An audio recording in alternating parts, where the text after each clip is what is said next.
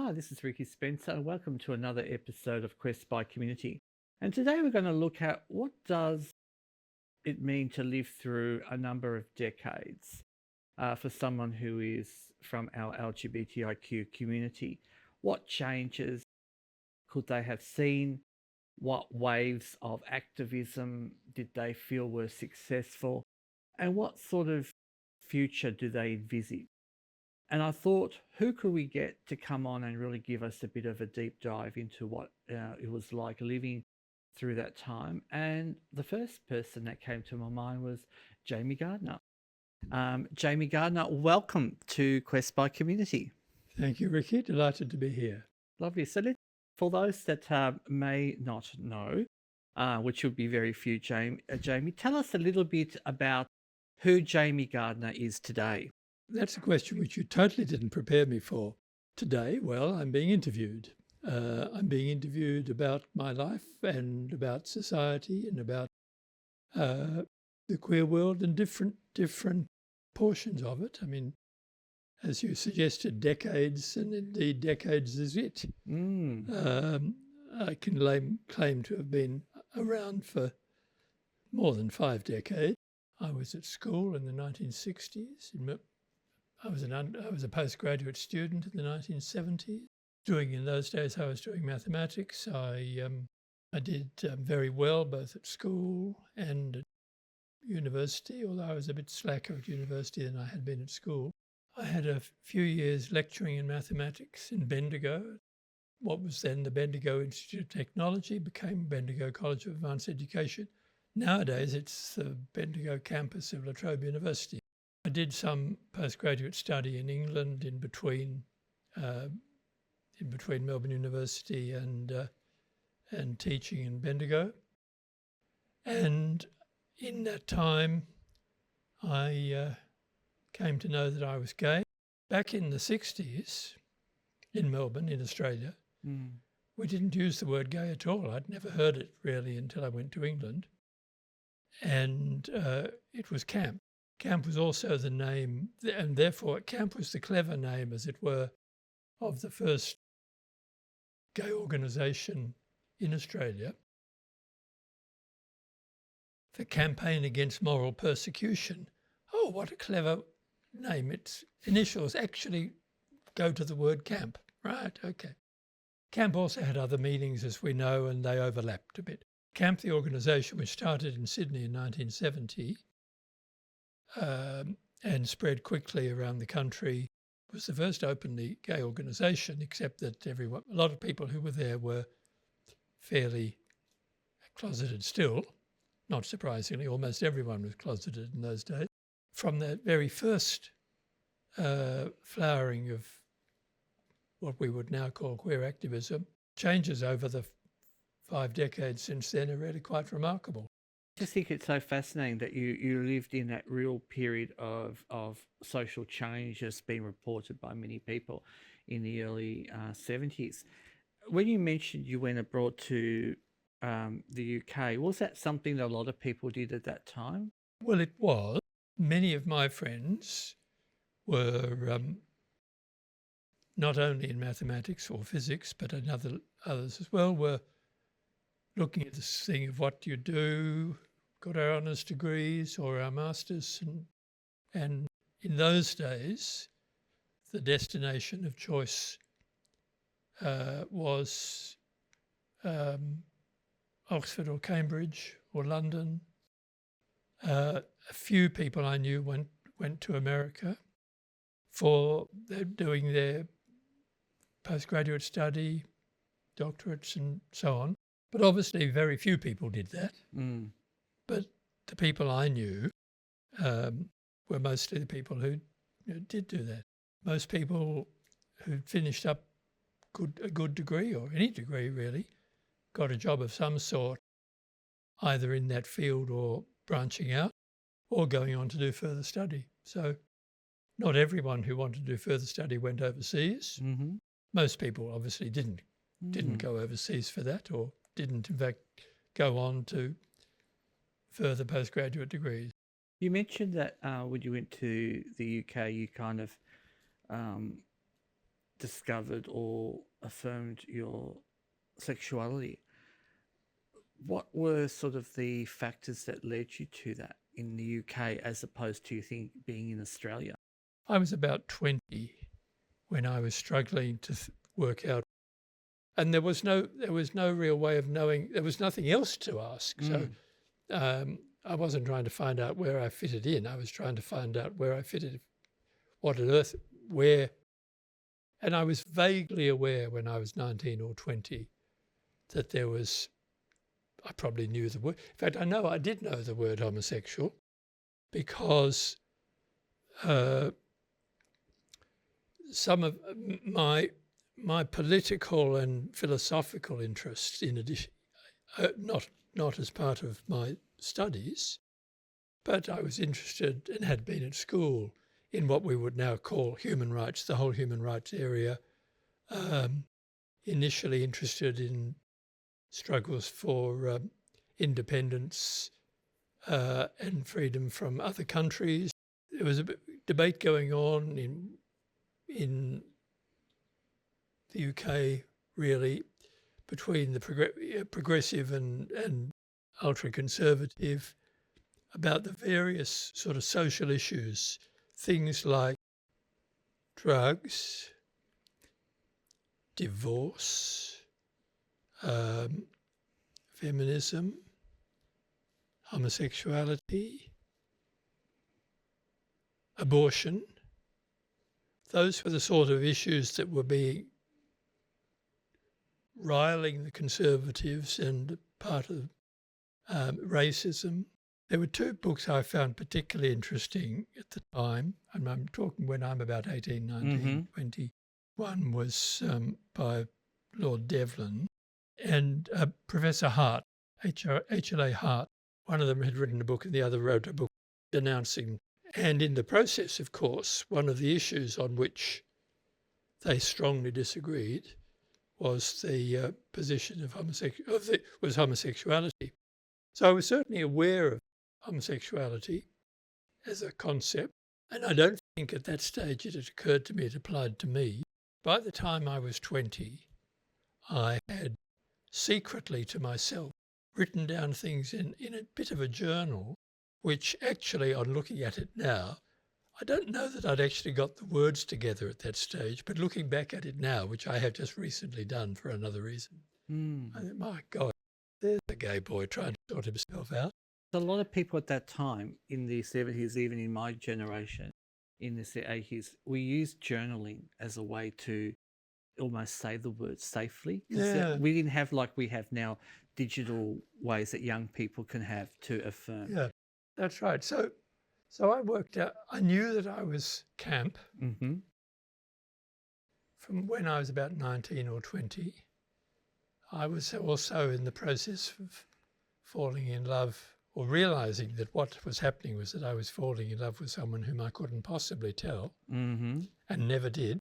By the time of my 21st birthday, not long after that at any rate, I realised that half my friends in college were gay too, were camp as well, and that there was a little secret society that I hadn't noticed until I fell into it almost by accident.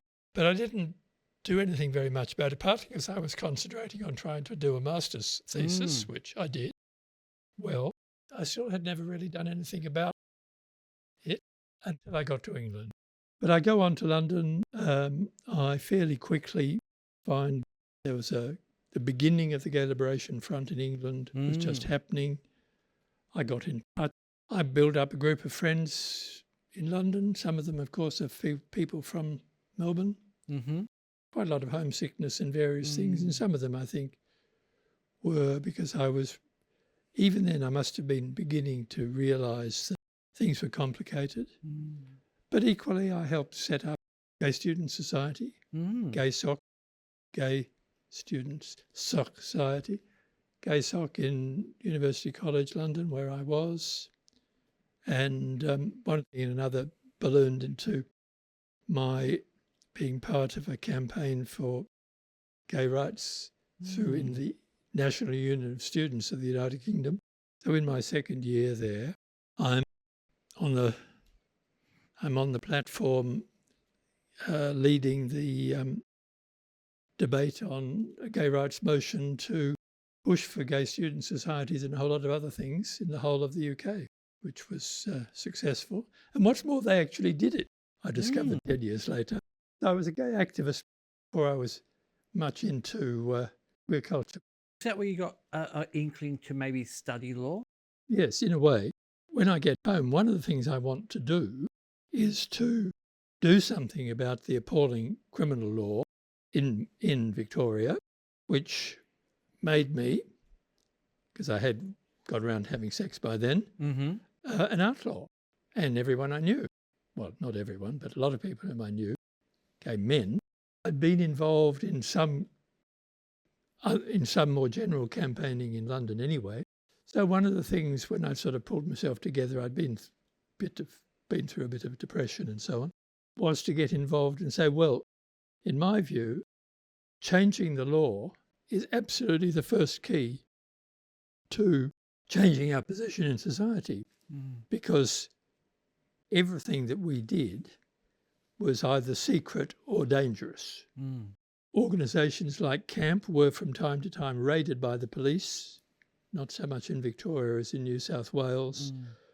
We were beginning to get gay clubs of various sorts, not just the political ones, and everything had to be secret and looking over the shoulder for Lily Law all the time. So changing the law was absolutely necessary. So, well, how do you change the law? You work together with people to change the law, don't you? What do we do? The other thing was that in 1975, my first full year back, because I got back just before Christmas, the National Union of Students in Australia decided to hold a national homosexual conference in Melbourne, because that's where the National Student Union offices were, at Melbourne University. I just started my lecturing in, but it was in the university holiday period, so that was no problem, and I went to this conference as well. And there was the usual thing for conferences: you meet, you talk, meeting up with other people who wanted to change the laws in their state or in this state. Began a process here in Victoria. I and others formed the Homosexual Law Reform Coalition in early the next year, in early 76. We were working to change the law. And to change the law, you also have to encourage other people to be keen on changing the law. And you have to get to talk to the people who actually can change the law, namely relevant ministers. And that took about 5 years.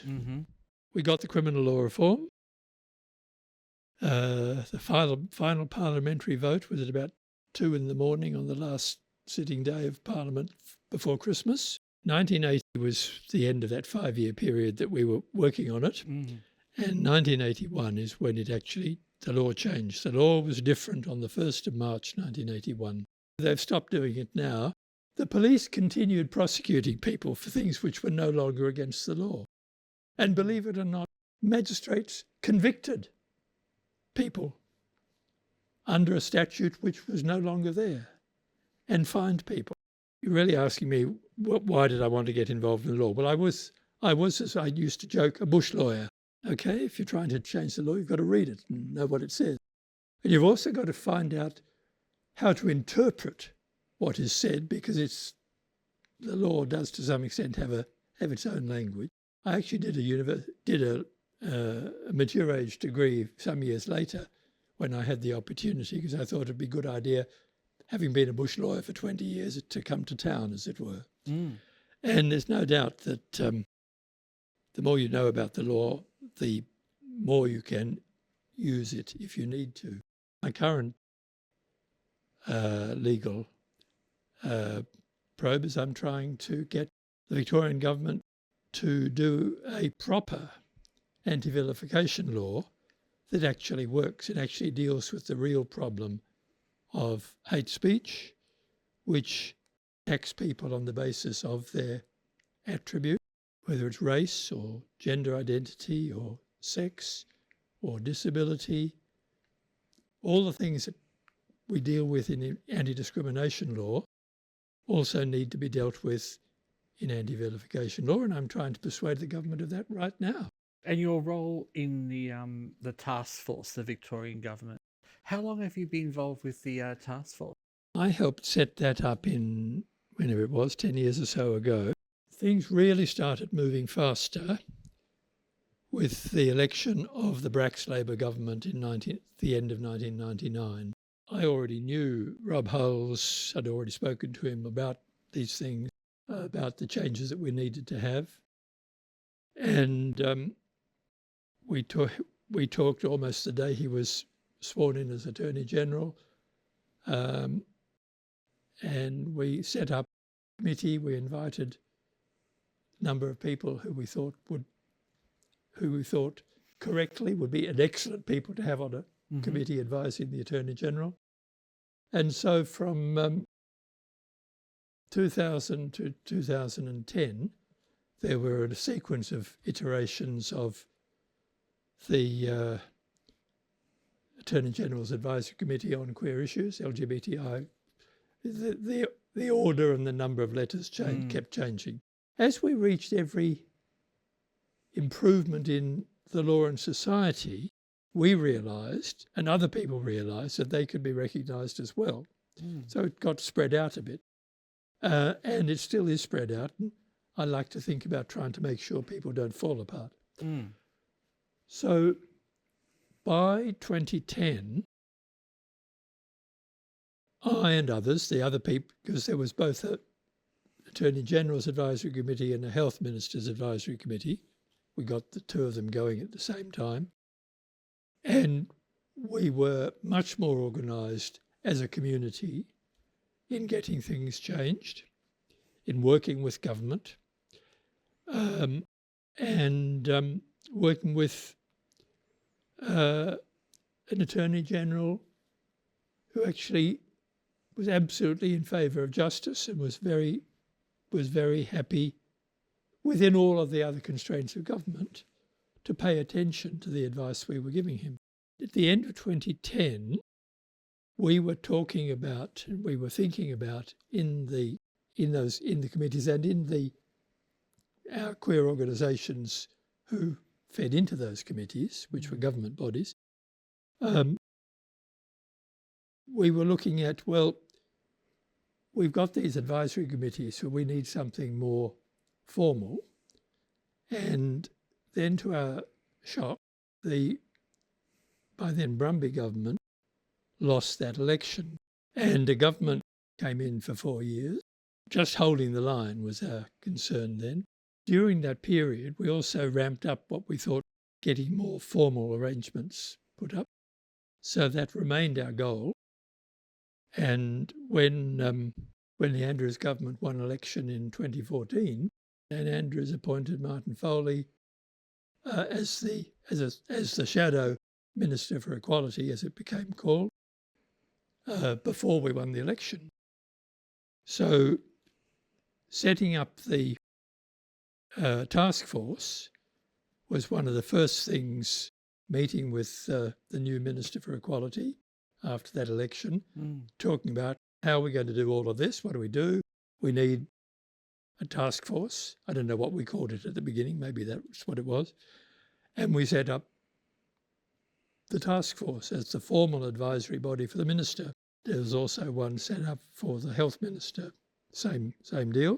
We had also realised the need for a commissioner. The task force began somewhere in 2015. It continued on the things that had been interrupted by the Baillieu-Napthine government, looked at the various big issues that were facing us now. Things are enormously different. Those who've been always opposing us are still opposing us, and in some ways in dirtier and nastier ways. Your experiences, and you took us to where the importance of the task force, where we're at now. And I'm wondering if you can tell our listeners one or two things that you see from your experience of your 5 decades. What can they do to make a change for where we face ourselves at the moment? if you want to make change, you need to have a fairly clear idea of the change you want and why you want it. What is wrong that needs to be fixed? What is empty that needs to be filled? You've got to have some idea of that. You've got to probably, almost certainly, you'll be talking with friends or people that you've met. You'll be doing that. So the chances are you will be, or you'll want to be, with people who share your passion, your assessment. The chances are these days that there's already an organisation or two or three or four to join. I've got to the stage where, although a lot of people my age don't like the word queer, I think it is a simple way of avoiding having to stumble over the alphabet. But there are so many bodies now that you can join. If you're young and want to find out, want to do stuff, get in touch with Minus 18, which is a wonderful organisation. It's been going for 20 years now, and it's all for people who are under 18. I don't know, but I imagine that people who've joined Minus 18 found themselves and found each other. That some of them, not all of them, but a proportion of them will want to keep going in other queer organisations, build on what they've already learned about themselves and about society. There are lots of local gay groups now. Perhaps the simplest way for anyone is to get in touch with the Pride Centre. The Victorian Pride Centre is just fabulous. It is a building of our own. Last week, I was showing an old friend of mine who's lived in England for since 1971, but who's actually a Melbourne boy originally, Peter Tatchell, who is a phenomenal global celebrity and campaigner, queer rights. I took him to the Pride Centre last week, and he was appropriately delighted and amazed that something as good as this was nowhere in sight in England. So the Pride Centre has contact details for all of the other organisations, joining with like-minded people, and like-minded both in knowledge and in interest and in passion. Different people are interested in different bits. No one can be interested in all of them. So find your niche, to answer your question, and go for it. And not everyone has to be in an organisation anyway. Just find your niche of your friendship. You may have spent your first 10 years as a lesbian, gay, trans activist, or person rather, as an activist, maybe not. And then when maybe you'll settle down and you'll realise there are things that you've looked at before and you haven't realised they were bad, they need to be changed. And that's how it goes. When I first met other gay people, camp people, the idea of changing the world wasn't really there. The idea that we could change the world grew fairly quickly, and the number of people who thought that yes, we could change the world started growing. The people who set up CAMP, the first organisation in Australia, well, there's a couple of other organisations, but the first one, which was continuing and long going and spawned most of the others, 2 people started it.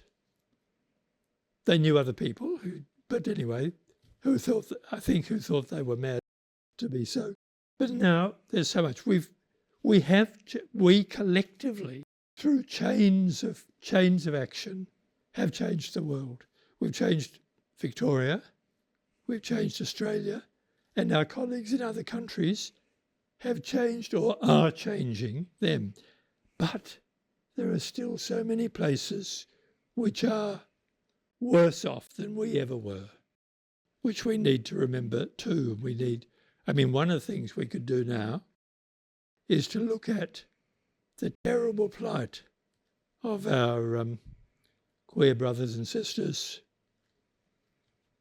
comrades in queer life,